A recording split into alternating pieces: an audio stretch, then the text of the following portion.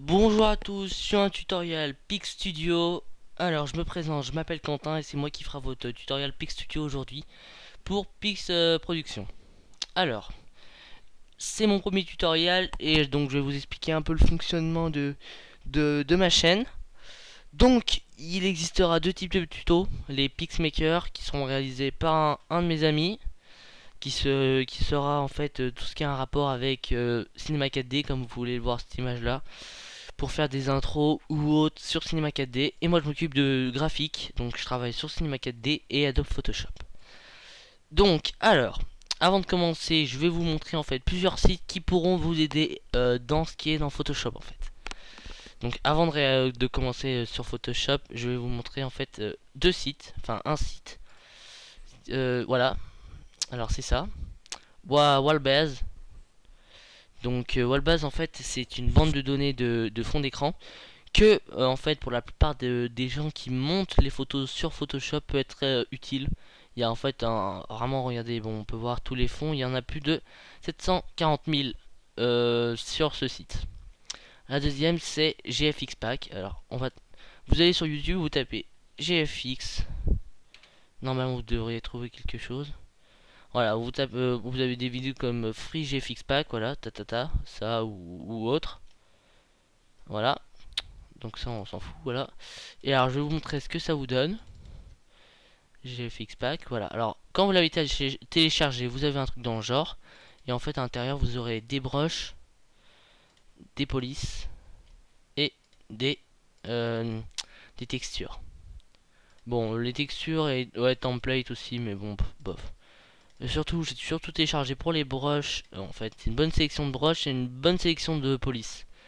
Sur defond.com bien sûr. Voilà. Donc on va commencer le tutoriel maintenant. Donc alors moi je vais aller sur Photoshop CS5. Si vous avez le CS3, moi je l'ai aussi. C'est pas très important, c'est la même chose, hein. Hop, vous démarrez.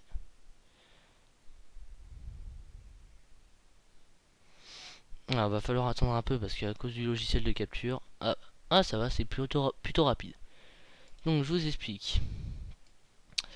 Vous allez en fait vous allez donc, alors, pour commencer, en fait, on va réaliser un fond d'écran. Enfin, ouais, une image qui aura les dimensions d'un fond d'écran. Donc pour ça, vous allez faire fichier, nouveau.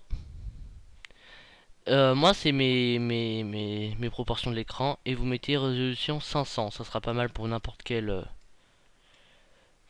taille. Donc vous rentrez les vôtres, hop, hop, et vous mettez 500. Voilà, vous faites OK. Voilà, voilà, voilà. Voilà, voilà ce que ça vous donne. Donc, on va commencer en fait pour aller dans le calque et débloquer le premier calque. L'arrière-plan, ok. Voilà. Donc, on va commencer par appliquer un dégradé. Alors, vous allez dans l'outil pot de peinture et vous faites outil de dégradé. Vous cliquez sur cette espèce de barre là. Vous cliquez dessus. Normalement, ça vous ouvre une fenêtre. Donc, vous sélectionnez le premier. La première couleur, ça sera un gris, pardon, un gris clair. Et après, un gris foncé. Voilà, vous faites OK, vous mettez un dégradé radial, vous partez du milieu vers l'extérieur. Voilà ce que ça donne, ça sera le premier calque. Hop, deuxième calque, ça sera un calque texte. Vous sélectionnez l'outil texte, raccourcité, votre police, donc je vais prendre Arial. Vous sélectionnez une zone, hop là, moi je vais marquer, pardon, sans gris, changer la couleur en blanc, hein. Merde, voilà. Alors, tutorial. Hop, PS pour hmm. Ah oui, alors ça, à mon avis, ça va vous faire le même genre de problème. C'est en fait, alors pour remédier à ce problème, vous devez aller en fait dans Fenêtre. Vous allez dans Fenêtre et vous faites, attendez que je trouve Caractère. Donc moi je l'ai déjà et en fait dans le Caractère ils vous mettent 9, enfin ils vous mettent ouais. Enfin moi c'est 9 et je vais descendre à 6 en fait. Enfin je vais sélectionner ça et je vais descendre à 6. Hop, pour faire moins d'écart. Hop, voilà. Et normalement, ça devrait remédier à votre problème si vous l'avez. Et moi, je vais agrandir le PS pour Pic Studio, voilà, hop, et je vais centrer grâce à l'outil de sélection. Quand c'est fait, voilà, bon, c'est déjà renommé, ça faut bien renommer vos calques, hein, c'est utile. Voilà, fond, hop, vous faites un nouveau calque. Vous fermez, vous allez dans l'outil, prendre l'outil plume. Alors, l'outil plume extrêmement important pour dans Photoshop en fait. Attendez, je vais juste retourner, voilà, hop.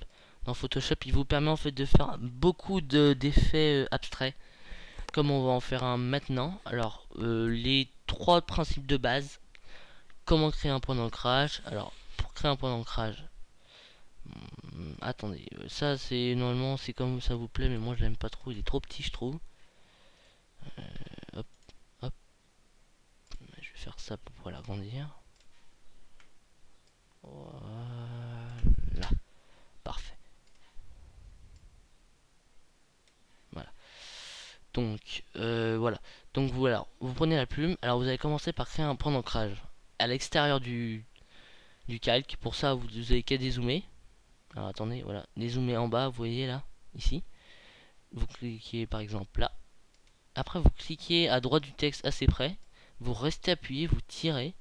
Voilà ce que vous allez redonner. Et vous cliquez par ici. Hop. Après, vous faites un point. Pareil, dans le même genre, vous restez appuyé. Et vous cliquez ici. Voilà ce que ça devrait vous donner. Mais c'est pas fini pour autant. Là, vous avez juste le tracé en fait. Après, vous allez sélectionner le blanc. Hop, le blanc. Sinon, vous faites double clic. Ça vous ouvre la fenêtre, vous faites blanc. Vous allez en fait dans tracer, que si vous l'avez pas, vous allez dans tracer tout en bas dans fenêtre. Vous faites clic droit, contour du tracé, simuler une pression en fait pour simuler la pression d'une, par exemple d'un pinceau. Vous voyez, au début ça va être fin, puis ça va grossir, puis ça va rapetissir. Vous faites OK. Vous cliquez à côté, et voilà ce que ça vous met. Je vais le refaire, mais en plus gros, parce que là, eh oui, c'était à 3, vous mettez 5. Hein. Autour du tracé, hop. Ça devrait pas se voir, ouais, parfait. Voilà, alors ça vous l'avez nommé app, enfin moi je vais le nommer app pour abstrait. Vous créez un nouveau calque qui se trouve à côté de la benne si vous le savez pas. Et vous allez prendre l'outil de dégradé.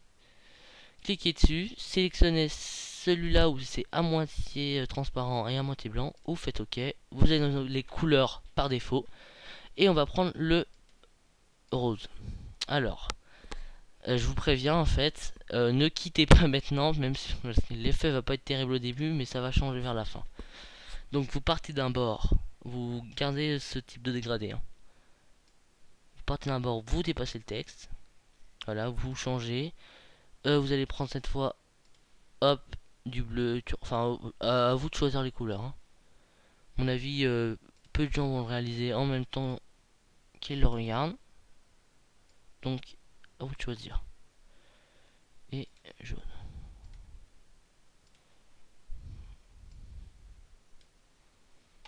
Voilà. Je vais donner encore un petit coup de truc parce qu'il s'est fait un peu bouffer par le bleu. Hop, voilà, nickel. Donc, vous allez dans calque. Et en fait, maintenant, on va changer le mode de fusion. Pour que, en fait, alors le mode de fusion, ça se trouve ici, dans le menu calque. Vous sélectionnez votre calque. Et en fait, ici, vous allez trouver des modes de fusion qui vous permettent de changer l'application du calque sur enfin, sur le poste de travail. Donc, moi, je vais mettre couleur, en fait, qui va remplacer la couleur. Attendez, je vais remettre en normal. Je vais redonner un petit coup parce que j'ai donné un petit coup à 2 balles là. Voilà, là. Et là, je passe en couleur. Hop. Voilà ce que ça devrait vous donner. Donc, bon, j'ai un léger... Bon, c'est pas terrible, mais si vous le faites en une fois, et vous le repassez qu'une seule fois, ça se verra pas cet effet. Hein. Ce truc pas bon. Je vais le refaire un vite fait, très rapidement, sans vous expliquer.